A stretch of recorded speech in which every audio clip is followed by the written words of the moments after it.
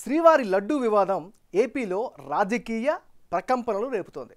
కూటమి వైసీపీ మధ్య dialogue war రోజురోజుకి పీక్స్కి చేరుతోంది.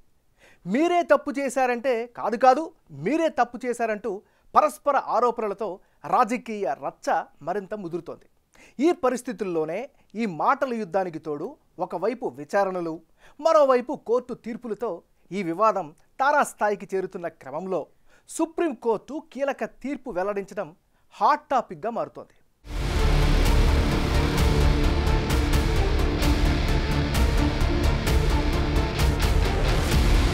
కలియుగ ప్రత్యక్ష దైవం శ్రీనివాసుడికి ప్రపంచవ్యాప్తంగా భక్తులున్నారు.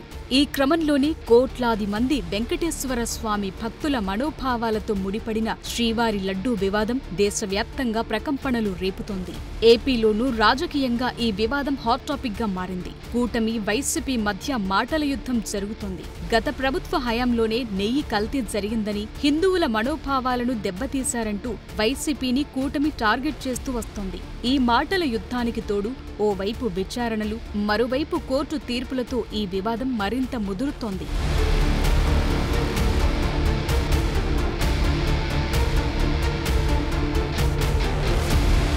ఈ వివాదంపై ఓవైపు ఏపీ ప్రభుత్వం సిట్ ఏర్పాటు చేసి విచారణ జరిపిస్తోంది. సుప్రీంకోర్టు రిటైర్డ్ జస్టిస్ తో ప్రత్యేక విచారణ జరిపించాలని కోరుతూ మాజీ MP Subrahmanya Swamy, YCP MP YV Subba Reddy, Vikram Sampath అనే భక్తుడు, సుదర్శన్ టీవీ ఎడిటర్ సురేష్ ప్రజా ప్రయోజనాల వ్యాజ్యాలు దాఖలు చేశారు. దీనిపై విచారణ చేపట్టిన ధర్మాసనం ఏపీ ప్రభుత్వం ఇటీవల ఏర్పాటు చేసిన సిట్ ని కొనసాగించాలా, ప్రత్యేక స్వతంత్ర దర్యాప్తు సంస్థను ఏర్పాటు చేయాలా అన్న అంశంపై కేంద్రం తరపున అభిప్రాయం చెప్పాలని సొలిసిటర్ జనరల్ తుషార్ మెహతాను కోరింది. దీనికి సంబంధించి ఆయన వినిపించిన వాదన మేరకు కీలక ఆదేశాలు జారీ చేసింది.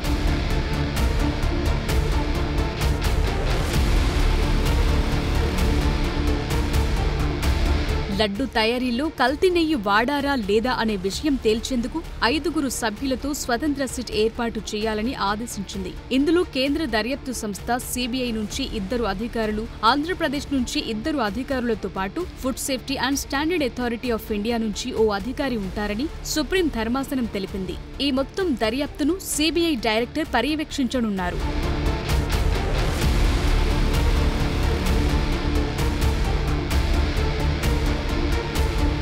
లడ్డూ ప్రసాదం తయారీలో కల్తీ నెయ్యి వాడారన్న ఆరోపణలపై సుప్రీంకోర్టులో కీలక వాదనలు జరిగాయి. జస్టిస్ గవాయ్, జస్టిస్ విశ్వనాథన్తో కూడిన ధర్మాసనం విచారించింది. కేంద్ర ప్రభుత్వం తరపున సొలిసిటర్ జనరల్ తుషార్ మెహతా తన వాదన వినిపించారు. తాను మొత్తం అంశాన్ని పరిశీలించానని, సిట్ సభ్యులపై ఎలాంటి సందేహాలు లేవని చెప్పారు. అయినప్పటికీ వచ్చిన ఆరోపణల్లో నిజం ఉంటే గనుక అది ఎంతమాత్రం ఆమోదయోగ్యం కాదని, తిరుమల శ్రీవారికి దేశవ్యాప్తంగా భక్తులున్నారని చెప్పారు. సీనియర్ కేంద్ర అధికారి పర్యవేక్షణ ఉంటే విచారణపై మరింత విశ్వాసం పెరుగుతుందని ఆయన చెప్పారు. ఆయన వాదనతో ఏకీభవించిన ధర్మాసనం స్వతంత్ర సిట్ ఏర్పాటు చేయాలని ఆదేశించింది. There are 5 members body constituted by the Supreme Court. This will be an independent SIT. The 2 will be from CBI, 2 will be from State Police, and 1 will be from the Food Safety Authority. And that is ordering this, Supreme Court has disposed of the petition. Tirumala laddu ప్రసాదంలో కల్తీ నెయ్యి వాడారన్న ఆరోపణలపై దర్యాప్తు చేసేందుకు supreme court స్వతంత్ర దర్యాప్తు సంస్థను ఏర్పాటు చేయడాన్ని ఏపీ సీఎం చంద్రబాబు స్వాగతించారు. లడ్డు ప్రసాదంలో కల్తీ జరిగిందా లేదా అన్న విషయాన్ని సిబిఐ, ఏపీ ఫుడ్ సేఫ్టీ అధికారులు తేలుస్తారని ట్వీట్ చేశారు. సత్యమేవ జయతే, ఓం నమో వెంకటేశాయ అంటూ చంద్రబాబు తన ట్వీట్లో రాసుకొచ్చారు. మొత్తానికి లడ్డు వ్యవహారంపై స్పెషల్ సిట్ ని ఏర్పాటు చేస్తూ సుప్రీం తీసుకున్న నిర్ణయంపై చంద్రబాబు సానుకూలంగా స్పందించారు.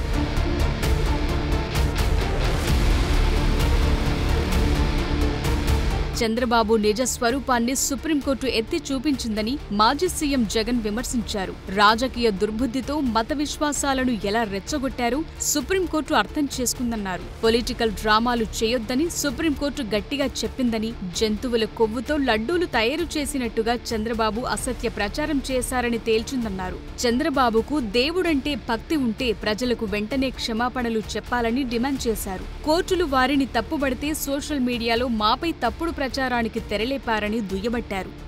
ఆశ్చర్యం, ఆయన తిడతా ఉంటే, ఆయన సుప్రీంకోర్టు ఆయన తిడతా ఉంటే, ప్రజలు ఆయన తిడతా ఉంటే, అందరూ దాన్ని చూస్తూ ఉంటే, అందరూ దాన్ని రాస్తూ ఉంటే ఏమాత్రం సిగ్గు ఎగ్గు లేకుండా దాన్ని కూడా వక్రీకరించాలని దాన్ని కూడా ట్విస్ట్ చేస్తూ మీ పాపం పండింది జగన్, తిరుమల లడ్డు కల్తీపై సుప్రీంకోర్టు సీరియస్.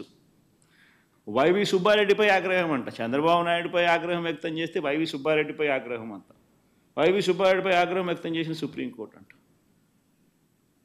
ఆశ్చర్యం అంటే ఆశ్చర్యం నిజంగా వీళ్ళు రాసిన మాటలు చూస్తూ ఉంటే. ఇంత దారుణంగా వక్రీకరిస్తూ ఈ మాదిరిగా చంద్రబాబు నాయుడు గారు అనే వ్యక్తి ఈ స్థాయికి దిగజారిపోయిన పరిస్థితులు కనిపిస్తూ ఉన్నాయి. కల్తీ లడ్డు నెయ్యి వివాదం విషయంలో సుప్రీంకోర్టు నిర్ణయాన్ని స్వాగతిస్తున్నామని బీజేపీ రాష్ట్ర అధికార ప్రతినిధి భానుప్రకాష్ రెడ్డి అన్నారు. నిన్నటి వరకు సిట్ వద్దన్న ప్రతిపక్షాలు ఇప్పుడు ఏమంటాయో చెప్పాలని సవాల్ చేశారు. రాబోయే రోజుల్లో వాస్తవాలన్నీ శ్రీవారి భక్తుల ముందు పెడతామన్నారు.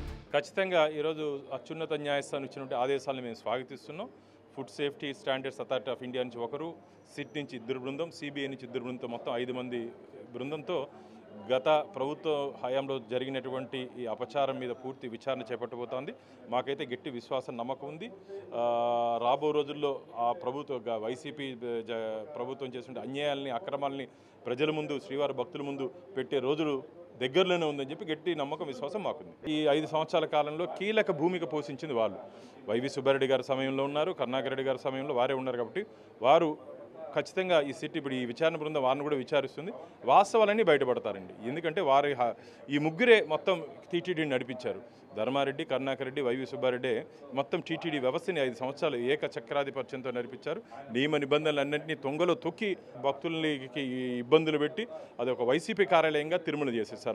మరోవైపు వారాహి డిక్లరేషన్ సభలో పవన్ మాట్లాడుతూ దేశంలో సనాతన ధర్మాన్ని కించపరిచే చర్యలను అడ్డుకునేందుకు బలమైన, కఠినమైన చట్టాన్ని వెంటనే తీసుకురావాల్సిన అవసరముందన్నారు. సనాతన ధర్మం పాటించే వారి పట్ల చట్టాలు నిర్దాక్షిణ్యంగా పనిచేస్తున్నాయని, అదే ధర్మాన్ని దూషించే వారికి మాత్రం రక్షణ కల్పిస్తున్నాయని పవన్ కళ్యాణ్ కామెంట్ చేశారు.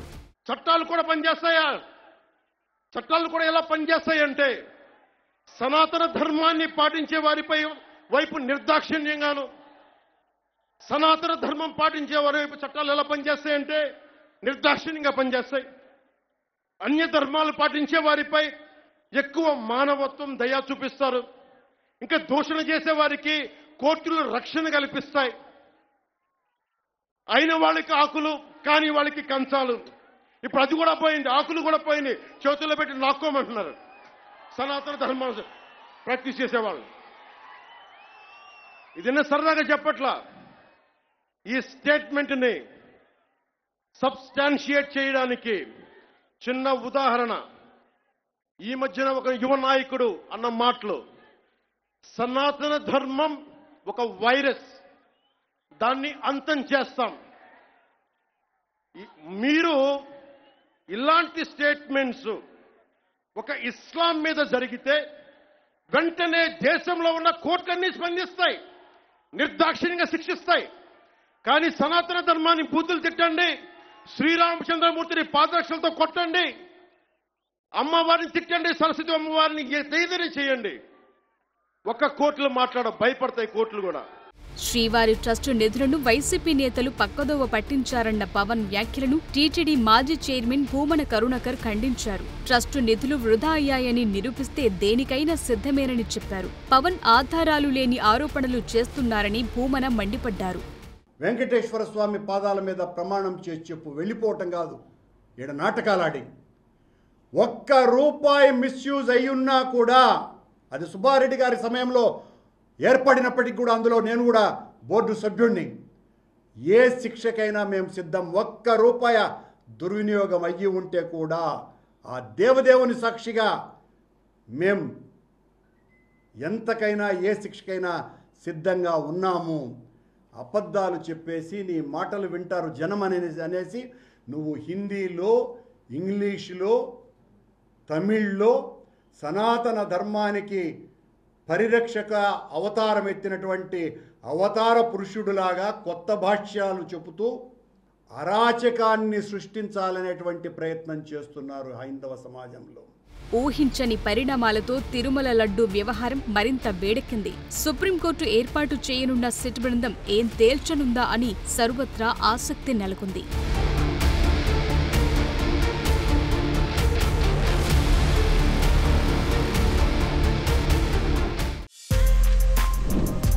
For more videos like this, subscribe Big TV channel.